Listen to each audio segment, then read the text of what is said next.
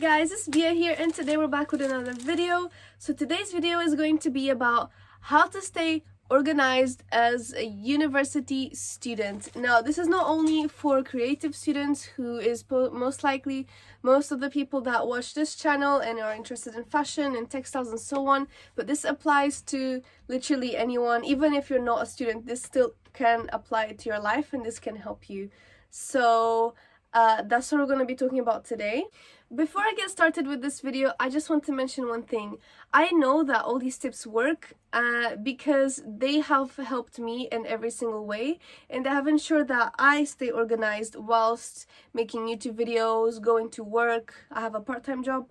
I'm still studying at uni, I help out at home, I take care of fish, I take care of my sister, I take care of all these things, and I still manage to do them on time, and I manage to, well, sometimes I get a bit stressed, but I managed to get everything done. Whilst it is quite a lot to handle at once, it still gets done and it gets done on time, and I'm usually okay, and I still have some time to watch YouTube videos and to do this and that and to relax a little bit.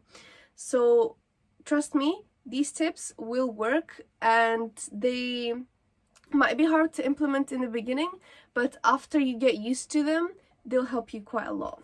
So before we get started with this video, I just want to mention one thing. Guys, don't forget to subscribe, don't forget to leave a like, and don't forget to click the bell button, because I'll be making more videos like this one. And if you guys are interested, you can see the videos I've made. I've tried to help you guys in how to save your money while studying.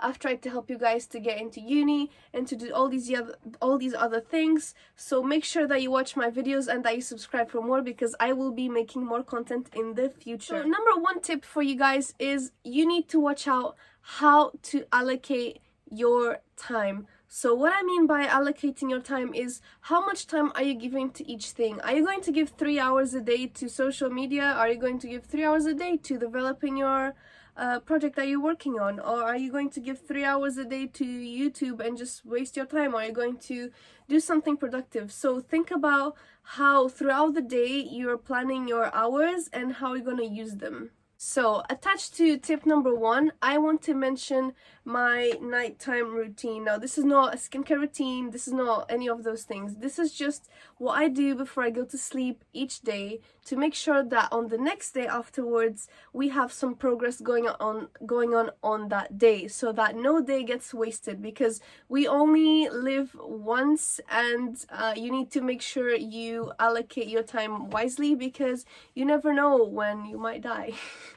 I know that took a really dark turn, but it's the truth, guys. You need to make sure that you use your time wisely and that you do something that will be productive and don't waste it, because you'll never get that time back. And once you realize that, then this will really seriously impact the way you act every single day, because if you think you have unlimited time on this earth, you don't have it. So please make sure you guys don't waste your time.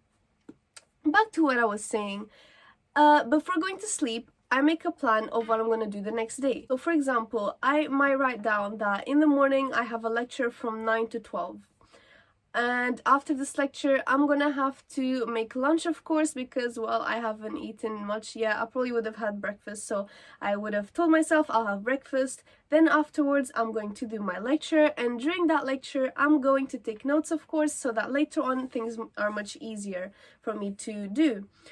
After that lecture, which would finish by 12 p.m, I would then obviously tell myself I'm going to make some food for myself, whatever that might be. It'll probably take me about an hour to make it and eat it, obviously depending on what it is. So by 1 p.m, I would be able to then start doing something else. Let's just say that at that point I am doing a uni project and I also have an essay to write down, so I might say that today I'm not going to do anything for the essay, I'm just going to focus on the other project. Maybe that project revolves around doing some research at the time, so I'm going to say to myself, I'm going to get a mood board done, I'm going to get my research sorted out and my concept. Whatever it might be that you guys are doing. Maybe you want to do a certain amount of lectures, or you want to revise a certain amount of things in that time. Let's just say this is going to last about 2 to 3 hours. So if you add that to the time that we're talking about, let's just say it took you about 3 hours. By that time, it will be 4 p.m. And let's just say that then at this point, you know, for example, if I'm going to work on that day, let's just say I start work at 5 and it takes me half an hour to get to work. Okay, then I give myself that half an hour to 20 minutes after I finish my set time for working on uni stuff to then give me half an hour to get prepared to go for work. Then on the way to work, I might even, if I have that essay thing I was talking about, imagine you have an essay and you know you need to read a lot. You can download the PDF of whatever book you're reading to support that essay, and you can read it on the bus. Or you can leave that time just for you to have a bit of relaxation, go on social media. Fine, it's half an hour of your day. You can have a bit more relaxing time. But if you really want to be wise and you really want to use that time to the max, I would suggest do some reading on the way to work. Then obviously work might last another 4 to 5 hours or 6-hour shift. Let's just say if I started work at 5 and I finish at 10, then I can't do much else on that day. However, if this was a different day where I didn't have work, then I could tell myself, well, on this day, since I had some extra time, I can make a YouTube video, and that video is going to take me about 1 hour. I'm going to record it.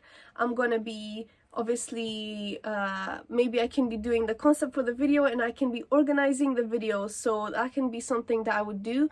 However, I do tend to plan videos on a different day from the day I make the videos, just so it can sit on my mind and I can think about it and I can kind of plan what's going to happen in that day for the video. But that's just something that I suggest you guys do. And obviously then I would come back home from work, and well, because I come by bus, sometimes I write down on my phone what I'm gonna do the next day, and sometimes I get home, I change and so on, do my whole routine, take care of myself, take care of my face, and eat something, and I would write down what's gonna happen in the next day and so on. So every single day we have this routine and this idea of what's gonna happen, because what tends to happen, I don't know if this happens to you guys, but this happens to me. If I don't plan anything, nothing gets done. That takes us on to tip number 2, which I kind of mentioned in tip number 1. So tip number 2 is to utilize your travel time. So if you are studying at uni and you know you have a lot of reading, for example, what I used to do last year when I didn't have online lessons and I actually had to show up physically to my class, I used to spend 1 hour on the way to uni, which is quite a lot, to be honest. 1 hour on the train and then the bus. I had the book and I was reading that book every single day when I was going to uni on the way there. So this kind of saved me from wasting 2 hours of my time. Also because if I'm going on the underground, I won't have any availability, like I won't have any data, so, and I can't listen to music, I can't do anything really. So you have to be able to use your time wisely, or else what would I do on the train? I'll just be looking at random strangers. Like there's not much you can do. So if you're gonna fill up that time with something that's gonna help you out, and even if it's just, if it's not something to do with uni, if it's something you're interested in, you can just read it, or you can take some time to, maybe if you're writing notes, take a little notepad, write ideas out, or if you want to sketch, you can try to sketch on a train, although I don't think that's going to work very well because it does shake quite a lot. So I don't know. I don't know if you guys have seen those videos of that guy who paints strangers on the train. I think it's in New York, and he draws really, really, really well. I have no idea how he does that, but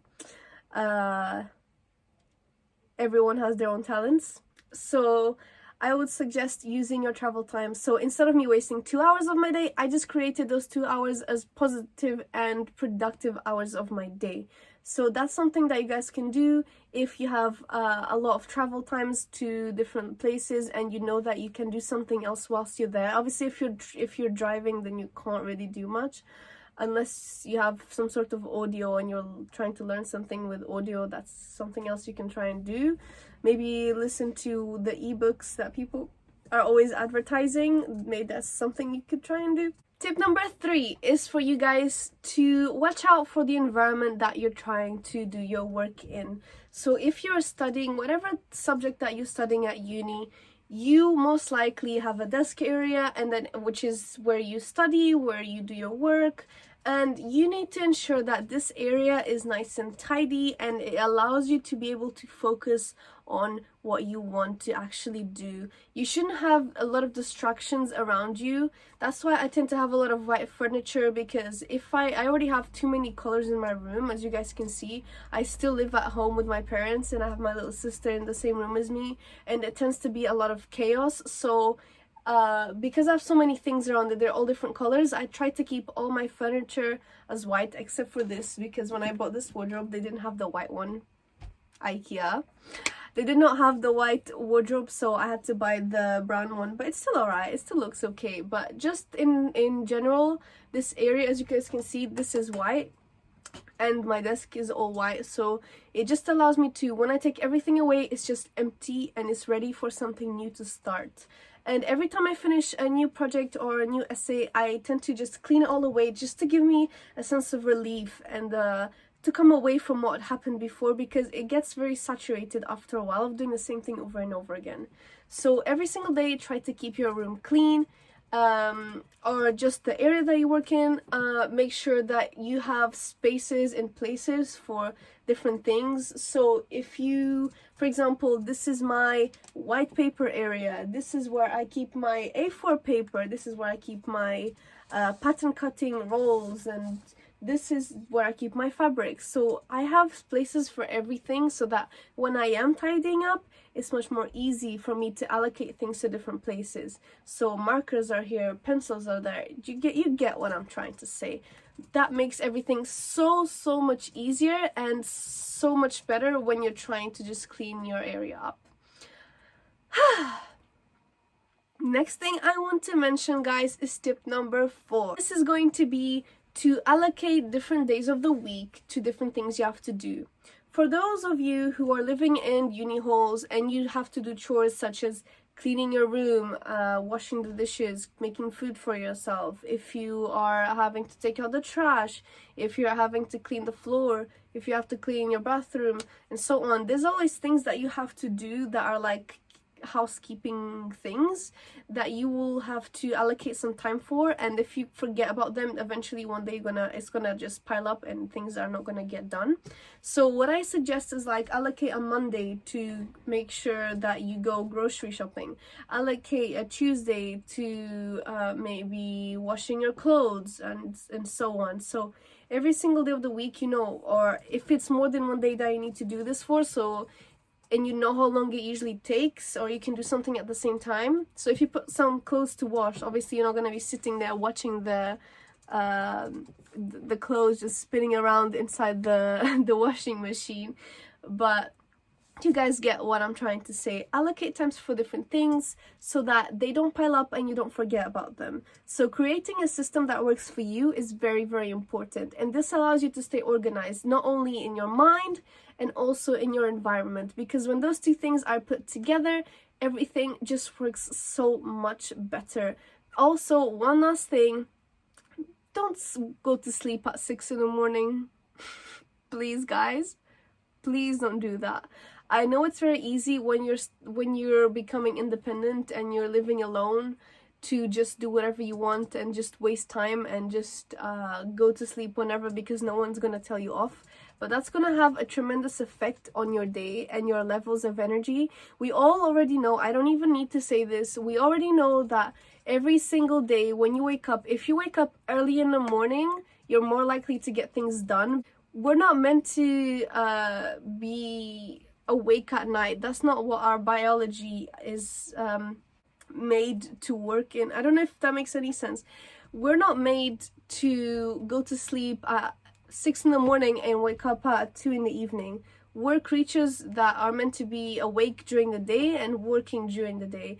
So don't try to flip this around, because every time people try and do this, it just ends up really badly and their levels of energy are really poor, and this will really negatively affect the rest of your day, even the week, if even your motivation gets affected. So please, guys, go to sleep. Latest, try to make it like 1 a.m. if you're stretching it. Don't go too far, because it's gonna really affect you negatively. I have seen this on myself on days that I go to sleep later at like 2, even 2 a.m. That's late for me. I If I go to sleep at 2 a.m., the next day I'm going to wake up at 10. My whole morning is gone already. So I only have a few more hours of the day that have sunlight where maybe I can draw, I can make YouTube videos, I can do this and that. So that's wasting your time and wasting potential of the day. This is why people that like, you know, I don't know if you've seen those millionaire videos and how millionaires have their daily routine and they wake up at 5 in the morning. I'm not telling you guys to wake up at 5, but I'm trying to just explain to you guys that it's very, very important to give attention to your body and how its natural functions are in order to help you. So yeah guys, that was my video. I hope you guys enjoyed this video. It was a very quick video and I'm sorry for saying video so many times. I hope it was a very useful video, and don't forget to subscribe down below. As I said before, leave any comments, don't be shy. Put some more. Anyways, don't be shy, put some more. Don't be shy to leave a comment below. If you have any questions, please leave it below. Subscribe, join the community. We're almost reaching 1,000 subscribers. I'm so happy. We're currently on like 850 something, so I'm very excited that we're slowly reaching the 1,000. And so if you haven't already subscribed, please subscribe and help out. Don't forget to leave a like, and that's pretty much it guys. Watch the other videos that are related to uni and how they can help you out.